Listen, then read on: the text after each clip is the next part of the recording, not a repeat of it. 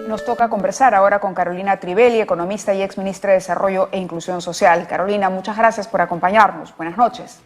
Buenas noches, Mávila. Gracias por la invitación. No, al contrario, gracias por atendernos. Dos circunstancias interesantes para el análisis. Una, la clausura de Perumín, la convención minera, y las palabras del Premier en este cierre. Practicamos la economía social de mercado, garantizamos las inversiones mineras, es lo que ha dicho. Y por otro lado, la elección que podría de pronto modificar, por lo menos en parte, el mapa político de nuestro país. En principio, el tema minero, ¿a qué conclusión podríamos llegar? ¿Cuál es la situación? ¿Qué podemos construir? Hay definitivamente un miedo, un temor entre los inversionistas, y la minería sin duda es una actividad eje de la economía peruana. ¿Las palabras del Premier bastan para generar confianza?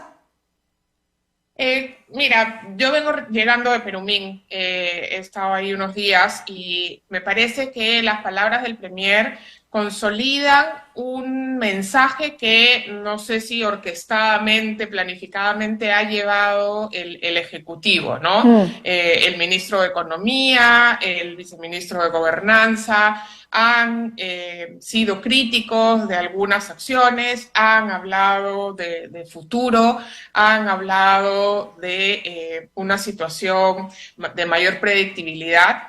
Y creo que eso está bien. La ministra de Energía y Minas, creo que en ese sentido, por primera vez vemos a una parte importante del Ejecutivo enfrentando a un sector clave para la economía del país de manera articulada, con un poco de autocrítica, con una mirada hacia adelante, que me parece un cambio positivo.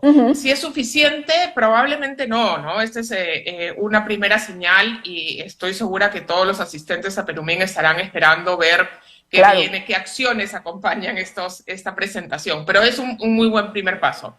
Lo segundo que te diría respecto a ello es que han habido algunas presentaciones en Perumín que creo que han sido muy importantes para contribuir a calmar las angustias de inversionistas. No las han eliminado sin duda, pero por ejemplo la conversación del exministro Waldo Mendoza con el presidente del Banco Central en el marco de Perumín fue una señal que trajo tranquilidad, ¿no? Diciendo, hay una situación compleja, ¿no? Pero no es inmanejable, no es lo mejor que podríamos tener, sin duda, pero hay una sensación de mayor control. No creo que sea suficiente el discurso, pero me parece que después de mucho tiempo vemos una señal positiva. No hemos visto más bien lo que uno hubiera esperado, que uno diga A y el otro diga B, que uno contradiga al otro.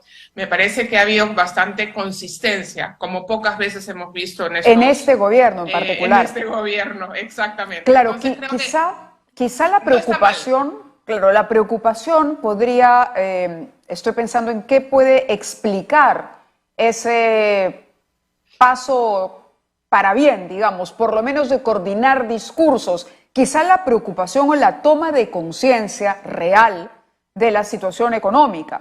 Y un fenómeno del que hablábamos con Jorge Nieto antes, cuando la política seguía siendo una feria, ¿no? De discursos altisonantes, pero nadie jugaba con dos o tres manejos claves del modelo económico en el país. Quizá hay por lo menos un principio de toma de conciencia, se podría decir, de aspectos neurálgicos. Mira, yo creo que aquí se nota la mano importante, por ejemplo, del ministro de Economía. Yo creo que la mano de Burneo está en parte en esta presentación más articulada frente a un sector económico tan importante para el desarrollo de los peruanos. Y eso es una buena noticia, ¿no? Que hay divergencias, como hay en todos los gobiernos, pero que hay una posición que está marcando que ante determinados actores hay que dar una cara positiva. Y lo otro que me parece que vale la pena resaltar es que, por ejemplo, en uno de los paneles, un panel que me tocó moderar, estaba la congresista Diana González, presidenta de la Comisión de Descentralización, y fue muy crítica de algunas cosas que se habían hecho pero también fue muy propositiva y terminó su intervención diciendo: tenemos demasiadas divergencias, pero tenemos algunas coincidencias. Comencemos trabajando sobre las coincidencias, que me parece un mensaje muy interesante para recomponer un espacio de conversación, de diálogo entre Congreso y un sector tan importante empresarial, pero también con el Ejecutivo. Entonces creo que quizá porque teníamos expectativas muy bajas de la participación tanto del Ejecutivo como del Legislativo en frente al sector minero, creo que todos hemos salido bastante mejor impresionados, no impresionados, sería una exageración, pero con una sensación más positiva, ¿no? De que hay más un espacio esperanzados. hay un espacio para conversar, ¿no? Claro. Y eso ya es un muy buen punto de partida. Interesante la asistencia, ¿no? Porque uno incluso podría haber esperado una ausencia, es decir, no tengo nada que decir yo en una convención de señores mineros que bajo la lógica o la imagen que teníamos al inicio de este gobierno creían que todas las empresas eran enemigas del medio ambiente, enemigas de sus entornos sociales, etcétera. Una carga de prejuicio contra la actividad o permanente de la actividad. ¿Cuál ha sido la recepción del auditorio? Aprovecho que ha estado por ahí para preguntarle, ya no de personas que han manejado el Estado como usted, sino del empresariado. ¿Se ha podido percibir o sentir esa esperanza también? Yo creo que el empresariado está ávido de recibir señales de que podemos conversar, de que podemos plantear formas distintas de hacer las cosas. Y creo que el sentir del sector empresarial es que la mesa está puesta para que dialoguemos, para que se propongan acciones, y habrán tensiones, sin duda, pero que hay la posibilidad de abrir esa conversación. Y yo creo que eso ya marca un cambio enorme, ¿no? No hay garantías, pero por lo menos hay las señales de que esto puede darse. Una cosa muy interesante que me ha parecido a mí, por lo menos, claramente porque yo no trabajo en el sector minero, ¿no? Es que hubo mucha discusión sobre el tema social, el tema de sostenibilidad social, que por supuesto es muy grave en el caso de las operaciones mineras, pero hubieron conversaciones muy francas y mucha búsqueda de encontrar propuestas para lograr una minería más sostenible, una propuesta más territorializada, con espacios de diálogo entre los actores locales, sean alcaldes o comunidad organizada, con el gobierno nacional, con las empresas mineras, con actores desde la academia. Creo que hay una oportunidad en este momento tan difícil para el Perú, para el sector, para el gobierno, de aprovechar esta coyuntura y estas señales para plantearnos un espacio para pensar y hacer quizá un poquito mejor, ¿no? Porque lo que ha quedado claro y lo que todos repetían, desde el gobierno hasta los empresarios, es: si las cosas siguen como están, no vamos a llegar muy lejos, ¿no? Claro. Entonces, había algo una conciencia del riesgo que estamos corriendo permanentemente, por lo menos, ¿no? Y cuando uno por lo menos empieza a coincidir en esa sensación de miedo, ¿no? De ese riesgo que va creciendo, de pronto, y se puede empezar a plasmar en acuerdos. Quería darle pase a las declaraciones del Premier para ir cerrando este bloque y luego pasar al ámbito regional, porque me gustaría también conocer cuáles son los retos de los gobiernos regionales en el contexto en el que estamos ahora y a puertas de la elección. Pero vamos a escuchar lo que dijo Aníbal Torres. Que los inversionistas nacionales y extranjeras tengan la plena seguridad de que sus inversiones en el Perú están seguras. Fíen y confíen en el Perú y en el gobierno que les garantiza sus inversiones en este país. Otro factor importante que no permite resolver los conflictos de largo tiempo es la pérdida de confianza en el Estado y sus instituciones, y en el compromiso y en la responsabilidad de las empresas mineras. Y esto es aún más difícil de redimir, pero lo vamos a lograr todos juntos, trabajando por hacer progresar este país y sacarlo del enorme subdesarrollo en el que se encuentra, siendo un país tan rico en minerales.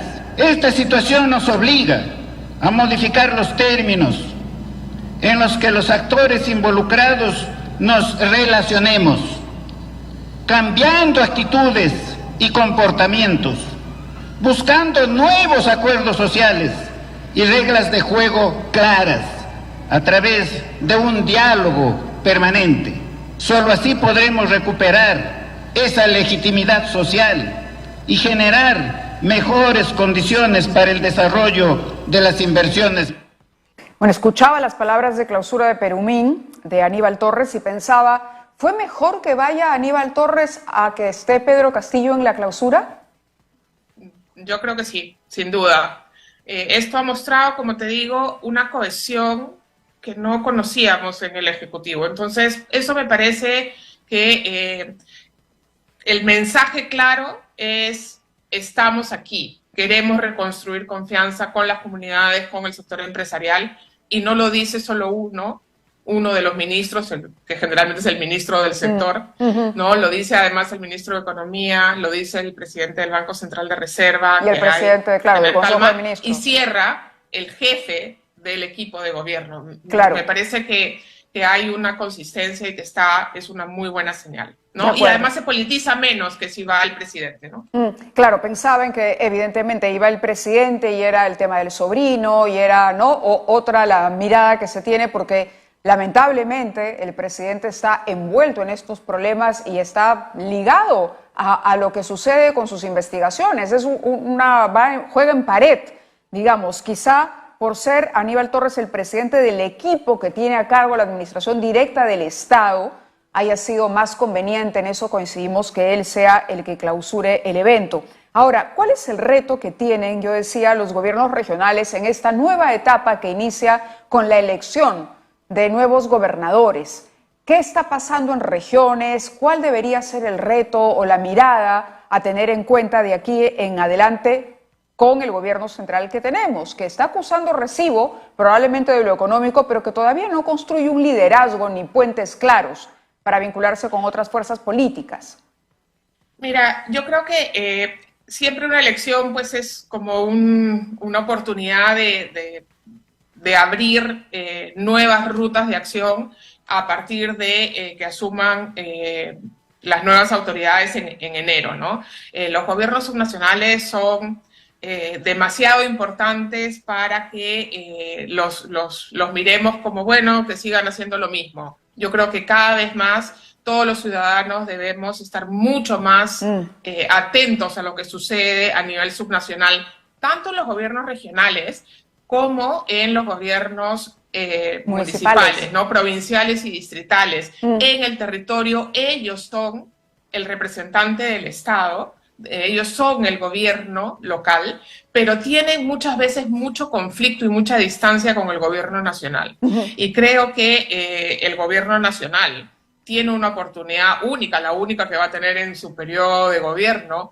para asegurar que cuando inician actividades las nuevas autoridades, que son todos nuevos además, porque no hay reelección, ¿no? Toman una actitud de trabajo conjunto y no de echarles la pelota de las cosas difíciles que no sé hacer, o de ningunearlos o de tratarlos mal.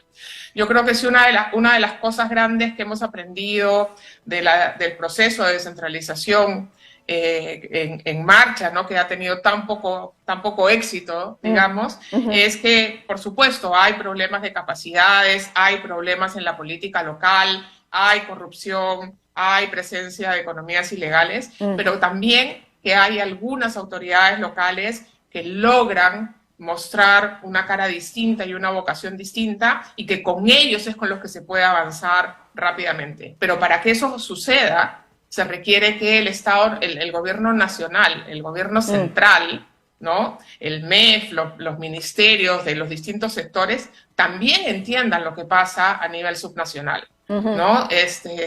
Miguel Castilla proponía en un artículo que el MEF tenía que aprender lo que significaba descentralizar, tanto como los gobiernos locales tenían que aprender cómo funcionar en el marco de sus competencias, ¿no? Entonces hay que hacer un aprendizaje de dos lados y creo que hemos estado esperando en general que sean los gobiernos locales que aprendan, que generen capacidades, que tengan todos los instrumentos. Dejándolos un poco a su suerte. A su suerte, ¿no? Y el gobierno central en su burbuja, en su oficina en Lima, ¿no? Y creo que eso ha demostrado que no funciona. Y como decíamos antes, si seguimos haciendo igual, vamos a tener otra vez poca ejecución, obras de mala calidad. Creo que tenemos que comenzar a reconocer que como estamos operando no funciona y probar, por lo menos en aquellas localidades donde se eligen autoridades con buena actitud, con un empuje propio, con respaldo de su comunidad, y para hacer las cosas que haya que hacer, ¿no?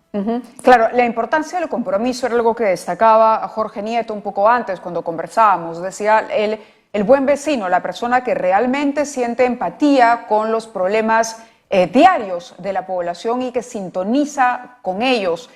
Más allá de que faltan cuadros políticos, hablábamos de esta es una elección de vecinos, ¿no? Diferente a una elección nacional que está mucho más vinculada al quehacer político por la conformación del Congreso o por quien asumirá, digamos, Palacio de Gobierno. Pero son quienes manejan buena parte de la inversión pública, entonces son vitales. Exacto, sí, hay una tajada de presupuesto. Ahora, también... Y lo primero que debemos exigirles, Mávila, a estos buenos vecinos, es que conozcan a sus vecinos, ¿no? Sí. En la pandemia vimos a muchos alcaldes que no tenían idea de cómo funcionaba su distrito, ¿no? De dónde estaban las personas que tenían tal o cual problema. ¿Dónde estaban aquellos a los que tenía que llegar? La primera tarea es que hay que exigirle a quienes salgan elegidos alcaldes, sobre todo en el nivel distrital, que recorran, que hablen con sus vecinos, ¿no? Con los que votaron por ellos y con los que no, porque ya van a ser alcaldes por los próximos 4 años para todos. Es correcto. Ahora, el uso político también. Interesante ahí la lección que tendría que aprender o lo que tendría que quedar para el gobierno central. Al presidente, a falta de una bancada, digamos, luego de su distanciamiento con Cerrón, por lo menos en lo formal, al presidente se le ha visto en algunos casos y a través de estos consejos de ministros descentralizados o de los GORES respaldarse en los gobiernos regionales, ¿no? Hablar de que ahí está la fuerza del gobierno. ¿Es correcto este discurso o habría que empezar a respetar la autonomía y las identidades de las regiones, a su vez? Yo creo que para todo líder del Ejecutivo es imprescindible tener una relación estrecha con la Asamblea de Gobernadores Regionales, con la Asociación de Alcaldes, porque ellos son finalmente quienes están en el territorio y sin ellos es imposible pensar en que hay una opción de gobierno. Veremos quiénes son las nuevas autoridades regionales electas que tienen un rol y un filo mucho más político que los alcaldes, que son muchos, ¿no? Tanto provinciales como distritales. Es más difícil pensar en la acción política conjunta, pero yo creo que la Asamblea Nacional de Gobiernos Regionales ha ido ganando protagonismo en la escena política y será tarea importante de quienes salgan electos fortalecer ese espacio de acción conjunta desde las regiones, ¿no? Para hacer acción política, para dialogar, para negociar, para enfrentar al Ejecutivo cuando sea pertinente, pero van a jugar un rol político sin duda, sobre todo en esta coyuntura con una relación tan difícil entre Congreso y Legislativo. Pero mucho va a depender de quiénes salgan electos y quiénes tomen el liderazgo de este colectivo de gobernadores regionales, ¿no? Correcto, Carolina, muchísimas gracias. Es cierto, hemos escuchado a muchos gobernadores regionales, bueno, algunos por lo menos han destacado más que otros, pero en medio de esta dicotomía ejecutivo-legislativo se convirtieron en los últimos tiempos en referentes, en voces críticas con conocimiento de la realidad, que antes que ideología hablaban por necesidades concretas y problemas irresueltos en sus localidades. Y ojalá ese camino se mantenga y por el contrario se fortalezca y se consolide. Puede ser muy interesante también como balance del gobierno central que ha fallado en la administración del Estado con los cambios de ministros que comentábamos al inicio del programa esta noche. Muchas gracias, Carolina. Sin duda. No, muchas gracias, Mávila, y un gusto, como siempre, acompañarte. Gracias.